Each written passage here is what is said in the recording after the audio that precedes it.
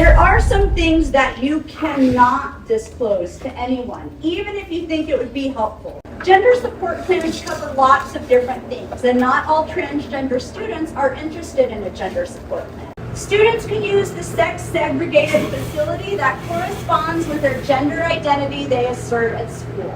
So how they identify at school determines which restroom they choose to use. Students do not need a GSP to access a bathroom or locker room or to request specific names or pronouns for use by a staff member. Let's say Michael wants to be called Michelle now, but there isn't a gender support plan or a gender support conversation, and they now want to use the girls' bathroom.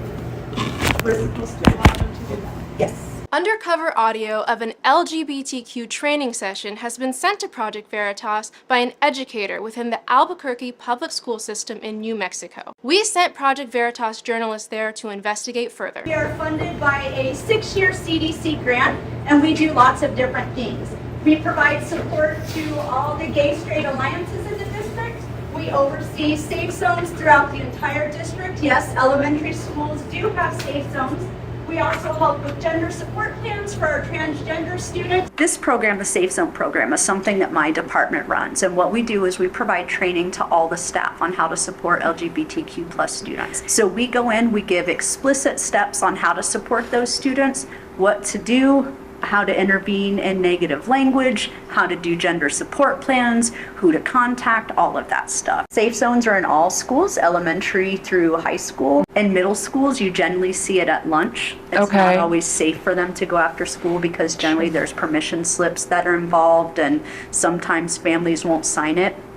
So there's generally a middle school teachers that will give up their lunch to hold up a safe space. That was Angela Ruiz, a representative of student health and life skills of Albuquerque Public Schools, describing her department as well as their funding from the CDC. The guidelines set forth from the agency to, quote, reduce youth risk behaviors through comprehensive health education, end quote, focus on protocols for LGBTQ plus students, which teachers must adhere to, even if it means circumventing parental involvement. Gender support plans cover lots of different things, and not all transgender students are interested in a gender support plan. Generally what happens is the principal or their Title IX designee contacts the Title IX office and says, hey, I have this student, they would like a gender support plan. There's only 3 people required at that plan: the administrator, the student, and the Title IX director. So the gender support plan does not need parent input, just director, admin, and student? Yes, there's 2 types. So if we don't have family input, it's called a conversation. When we looked at Albuquerque Public Schools' website, we found their policy page regarding gender identity and expression. While most of the things Angela says are by the book, the policy fails to mention these 2 types of gender support plans and gives no indication that parents will be kept out of the loop regarding their children's gender identity. APS staff are expected to use names and pronouns of students in accordance with their gender identity they assert at school. So the very moment Michelle comes to you and says, my name is Michael, I use he, him pronouns, you are required to use that name and those pronouns. There are some things that you cannot disclose to anyone, even if you think it would be helpful. So if a student comes to you and they disclose that they're a member of the LGBTQ plus community, or they disclose to you, hey, I'm transgender, or they come to you and say, yeah, my legal name is Michael, but I go by Michelle. Or they come to you and say, can you please use they, them pronouns? Any of these 4 pieces of information, you cannot tell anyone.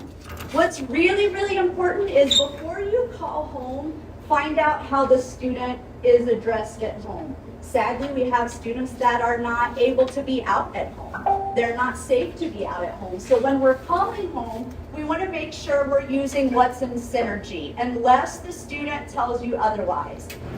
If you are intentionally using someone's wrong name after they've requested and told you you're intentionally using the wrong pronouns, that can be a Title IX violation. So again, once they say, I want this name and these pronouns, you are required to use those. Students can use the sex-segregated facility that corresponds with their gender identity they assert at school. So how they identify at school determines which restroom they choose to use. Students do not need a GSP to access a bathroom or locker room or to request specific names or pronouns for use by a staff member. Let's say Michael wants to be called Michelle now, but there isn't a gender support plan or a gender support conversation, and they now want to use the girls' bathroom. We're supposed to allow them to do that. Yes. The CDC pumps millions of dollars a year into programs like this one across the country. Our ongoing reporting on this secret curriculum that prioritizes political and social messaging over education affects students and teachers alike. If you are on the inside of an educational institution and wish to further expose this misuse of our children's education, please reach out to VeritasTips@protonmail.com.